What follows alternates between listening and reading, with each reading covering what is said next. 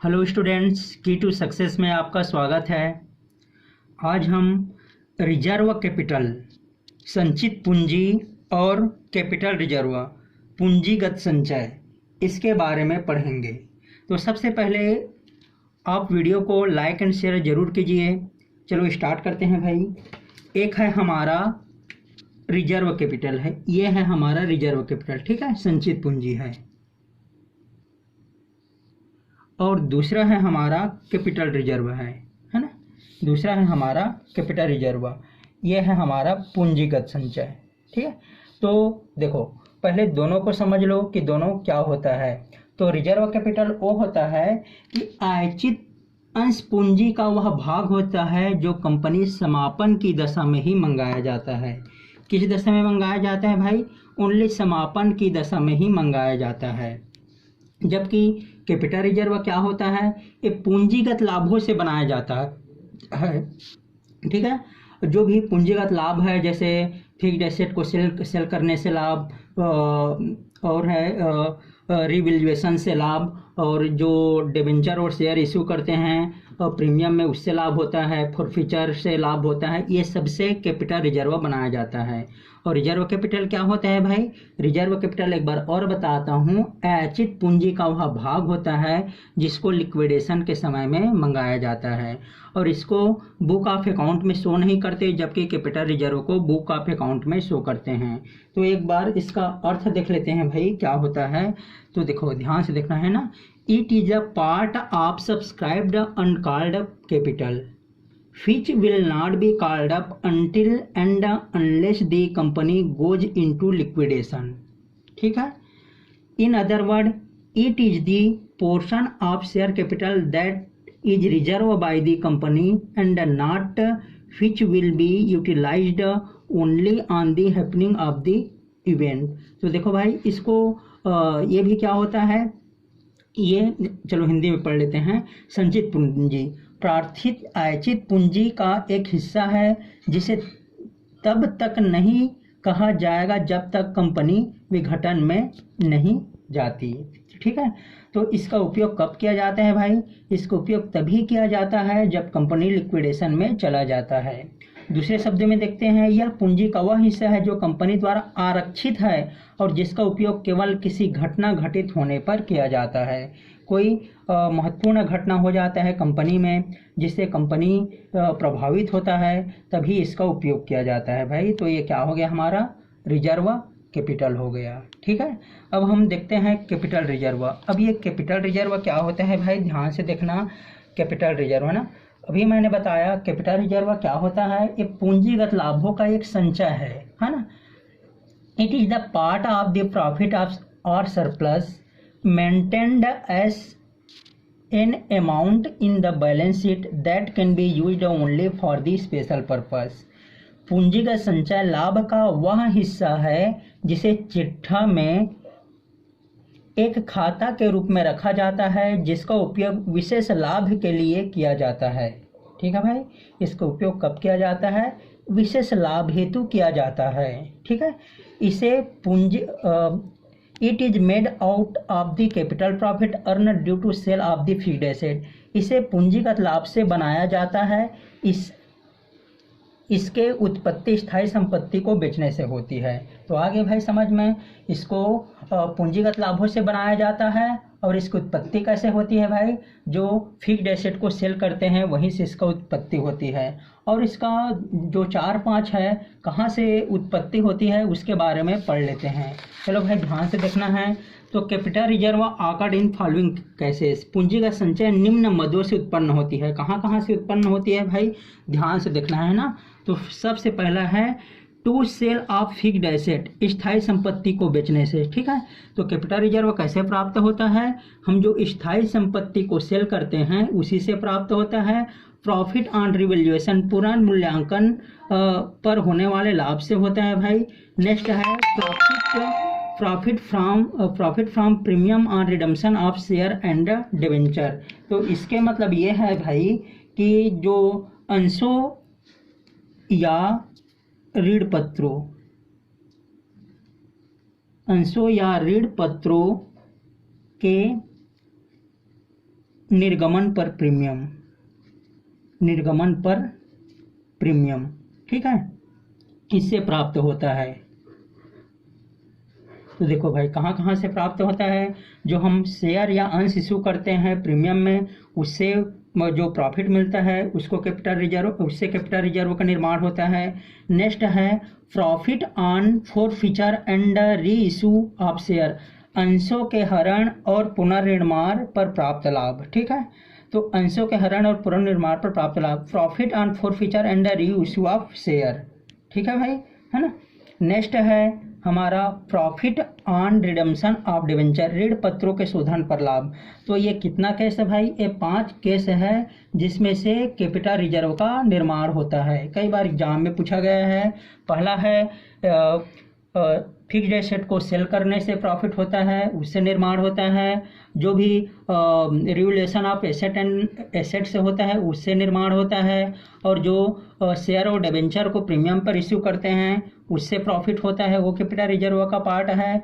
Next है जो forfeiture करते हैं और रीइश्यू करते हैं उससे प्रॉफिट होता है, उससे कैपिटल रिजर्व का निर्माण होता है। और लास्ट है profit on redemption of debenture, ऋण पत्रों के शोधन पर लाभ। तो ये भाई जो ये 5 कंडीशन दिया हुआ है, इस 5 कंडीशन से कैपिटल रिजर्व का निर्माण होता है, ठीक है भाई।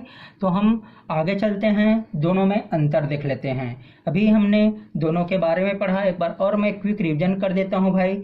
तो कैपिटल रिजर्व और रेवेन्यू रिजर्व, रेवेन्यू रिजर्व क्या होता है भाई, तो रेवेन्यू रिजर्व वह होता है जो आयचित अंश पूंजी का कोई भाग होता है, ठीक है, जिसको कंपनी समापन के समय ही मंगाया जाता है, ठीक है, और इसको बैलेंस शीट में शो नहीं करते हैं। जबकि कैपिटल रिजर्व क्या होता है, ये पूंजीगत लाभ से ही बनाया जाता है और इसको हम बैलेंस शीट में शो करते हैं, ठीक है। पूंजीगत लाभ में अभी मैंने बताया ये जो 5 कंडीशन है, ये पांचों क्या है, ये पांचों हमारा पूंजीगत लाभ है।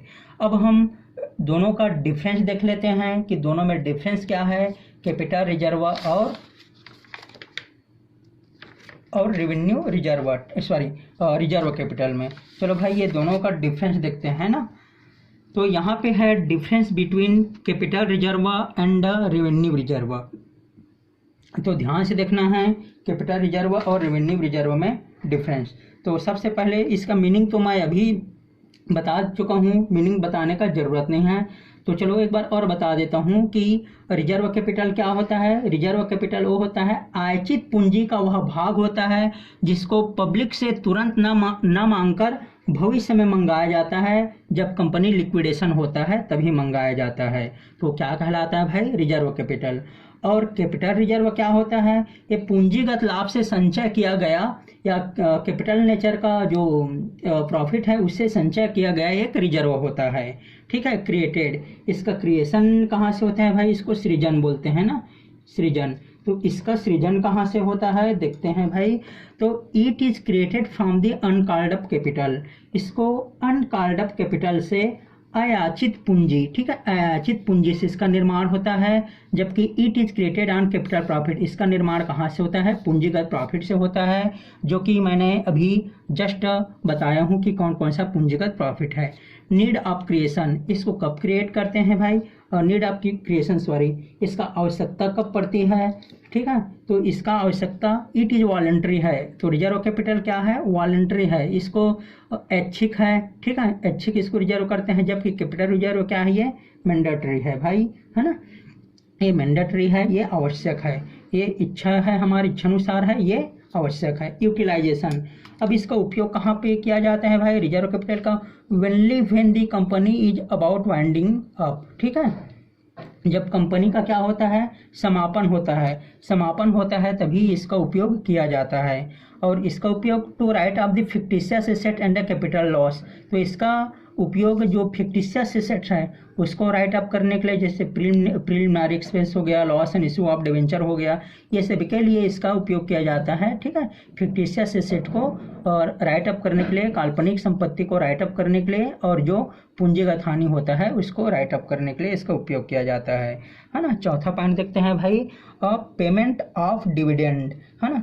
तो ये रिजर्व कैपिटल में डिविडेंड कैन बी पेड, इसमें डिविडेंड पे किया जा सकता है, ठीक है भाई, है ना। तो इसमें डिविडेंड पे किया जा सकता है, जबकि इसमें dividend can not be paid, इसमें डिविडेंड पेड नहीं करते, ठीक है। इसमें डिविडेंड कैन बी पेड, ठीक है, इसमें डिविडेंड पे किया जाता है, लाभांश पे किया जा सकता है, इसमें लाभांश नहीं पे किया जाता है। रिजॉल्यूशन देख लेते हैं भाई। रिजॉल्यूशन मतलब क्या होता है, प्रस्ताव, ठीक है। तो ये प्रस्ताव हो गया। तो यहाँ पे प्रस्ताव, it is required to special reservation, तो रिजर्व कैपिटल के निर्माण के लिए विशिष्ट प्रस्ताव की जरूरत रहता है, और कैपिटल रिजर्व के लिए not required to special reservation, इसके लिए कोई विशिष्ट प्रस्ताव का जरूरी नहीं है, ठीक है। इसको साधारण सभा में भी पास कर सकते हैं, ठीक है। और है अकाउंटिंग ट्रीटमेंट, इसका अकाउंटिंग ट्रीटमेंट क्या होता है भाई, not required to accounting treatment, इसका रिजर्व कैपिटल का कोई अकाउंटिंग ट्रीटमेंट का जरूरत नहीं रहता, जबकि कैपिटल रिजर्व का अकाउंटिंग ट्रीटमेंट का जरूरत रहता है, ठीक है भाई। तो एक बार और देख लेते हैं कि क्या क्या होता है। इसका क्रिएशन अनकॉल्ड अप कैपिटल से किया जाता है, इसका कैपिटल प्रॉफिट किससे किया जाता है, इसका नीड ऑफ क्रिएशन, इसका आवश्यकता कब होती है, या आवश्यकता ये वॉलंटरी होता है, ये मैंडेटरी होता है, उपयोग इसको वाइंडिंग अप के समय करते हैं, इसको राइट ऑफ 56% कैपिटल लॉस के समय करते हैं, और इसमें पेमेंट ऑफ डिविडेंड दिया जाता है, इसमें डिविडेंड नहीं दिया जाता है भाई। रिजॉल्यूशन, इसमें रिजॉल्यूशन पास करते हैं, जबकि इसमें रिजॉल्यूशन पास नहीं करते, और ये है इसमें अकाउंटिंग ट्रीटमेंट का जरूरत नहीं रहता, जबकि इसमें अकाउंटिंग ट्रीटमेंट का जरूरत रहता है ना भाई। तो आज हमने क्या पढ़ा, आज हमने डिटेल में कैपिटल रिजर्व और है रिजर्व कैपिटल दोनों के अंतर के बारे में पढ़े हैं। तो ध्यान देना है, रिजर्व कैपिटल कहाँ से उपयोग किया जाता है, ये अनकॉल्ड अप कैपिटल, आयचित पूंजी का वह भाग होता है जिसको तत्काल न मांग करके भविष्य में मंगाया जाता है, और जबकि ये क्या होता है भाई, ये कैपिटल लाभ से बनाया जाता है, जो कि कंपनी का जो लाभ होता है, जैसे फॉरफीचर से लाभ हो गया, फिक्स्ड एसेट सेल करने से लाभ हो गया, रेट जो डिवेंचर है उसको रिडम्पशन से लाभ हो गया, और है रीइशू और फॉरफीचर से प्रॉफिट हो गया, उससे इसको बनाया जाता है, ठीक है भाई।